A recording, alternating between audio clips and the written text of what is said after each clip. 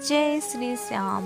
आज हम सुनेंगे सीता नवमी की प्रचलित कथा।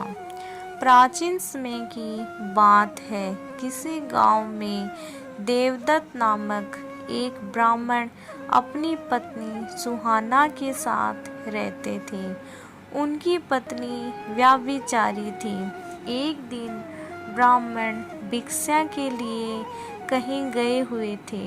मौका पाकर ब्राह्मण की पत्नी कुसंगत में पड़कर व्यभिचार कर्म में लिप्त हो गई।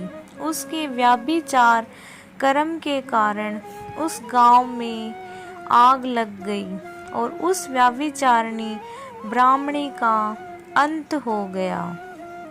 अपने पाप कर्म के कारण उस ब्राह्मणी का जन्म चंडाल के घर में हुआ। वह अंधी होने के साथ साथ कुष्ठ रोगों से ग्रसित थी। इस तरह से वह अपने पूर्व जन्म के कर्मों का फल भुगत रही थी। एक दिन वह भूख प्यास से बेहाल भटकती भटकती वेदती गांव पहुंची।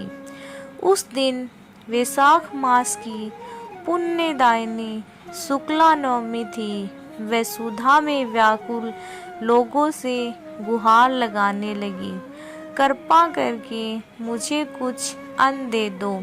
कहते कहते वह चंडालनी श्री स्वर्ण भवन के 1000 पुष्प मंडित स्तंभों के पास पहुंच गई और गुहार लगाई, मुझे कुछ खाने को दे दो।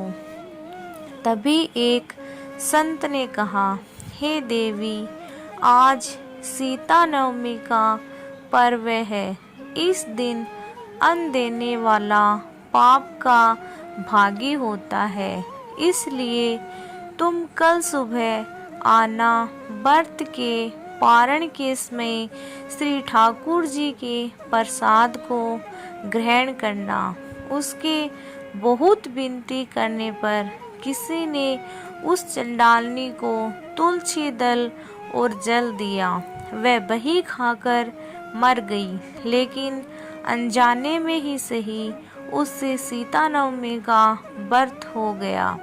उस व्रत के प्रभाव से उसके सभी पाप नष्ट हो गए। अगले जन्म में वह कामरूप के महाराज की पत्नी कामकला के नाम से प्रसिद्ध हुई। उसने कई मंदिरों का निर्माण करवाया और सारा जीवन धर्म के कार्यों में लगी रही। इसी तरह जो मनुष्य सीता नवमी पर विधि विधान से व्रत तथा पूजन करके वे सभी प्रकार के सुख तथा सौभाग्य को प्राप्त करते हैं। बोलो सीता मैया की जय हो।